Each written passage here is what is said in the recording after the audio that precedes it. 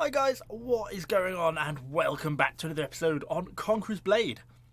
So, this was actually a suggestion in one of the comments, and when I first read it I thought, I'm not sure I necessarily want to do that as a video idea, but then it kind of festered like so many of my thoughts do, and I sort of came back to it and thought, okay, let's give this a go.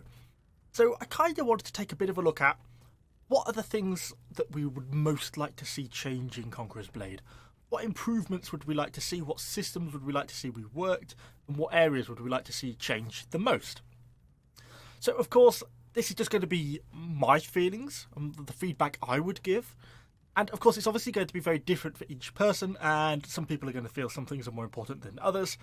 So, hopefully, it's not going to annoy too many people. That's kind of my biggest worry about this idea, because everyone feels so passionately about this game. When you start going down, I think this should change, or I would change that, then some people will love it and other people will absolutely hate it. So hopefully I thought we'd just create like a little bit of a discussion about the main things we would like to see changed, and then I can give you my ideas, and then we can also get quite a lot of feedback down in the comments down below. So if nothing else, I thought as long as we can all keep it fairly casual, be a good bit of fun. So I've come up with three things I'd like to see changed the most, or sort of the way things are thought about are slightly changed. The first one for me, I've actually kind of mentioned in a couple of things in Conqueror's Blade videos, and specifically as well quite often in New World videos, and that is the crafting system in Conqueror's Blade. And by the crafting system, I'm also including like the open world and the way the market works. I feel like Conqueror's Blade isn't really an MMO in the true sense of the word. Obviously, it's largely about the instanced fighting. It's about getting stuck into those siege battles, getting into those field battles, death matches, and hell, even free battles on occasion.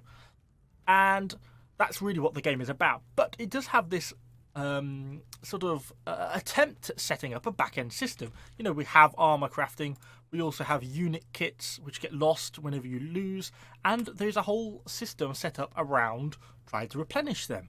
We can go over, actually have a look now. If we go over to the unit armor, we can see all about the different unit kits that are available for us to craft. But it's a part of the game that is really lacking, in my opinion. I think both the open world resource collection isn't very exciting. You just walk over basically to a blob on the map and click harvest, nothing happens, and you just end up with some stuff in your wagon.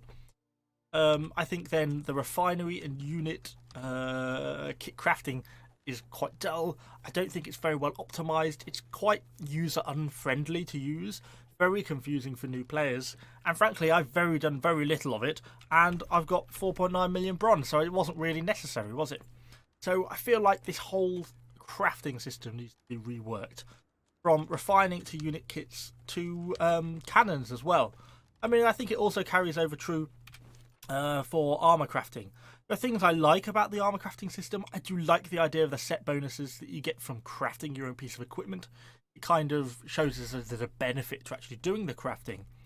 But all of it's bottlenecked by powdered silver, and the rest of these materials are just almost completely irrelevant. I mean, I've got absolutely stacks of them. I can't get enough of them. I just throw them away now when I get them because they're no use or ornament to anyone. I feel like the whole system is really due a rework. I think the UI on it needs updating, and I think it could actually be a more integral part of the game if it was updated properly. That's one thing I'd certainly like to see changed.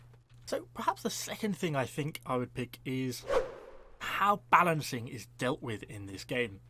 I think we tend to do everything cycling around the seasons, and that's when the bulk of the updates come, and that's when the bulk of both hero and unit balance changes occur. And I'm not so sure that's necessarily a good way of doing it. I think for a few reasons I would like to see smaller but more regular balance updates. I think perhaps a good example of this in more recent times, and not everyone is going to agree with this, but some probably will, is the longbow changes. So I think before the longbow nerf at the start of Season 4, the longbow probably needed a little bit of attention to bring it back down. The explosive arrow certainly wiped out archer units in sort of 1, and it was a very effective class. It was certainly one of the better classes in the game. But they did an extremely hard nerf.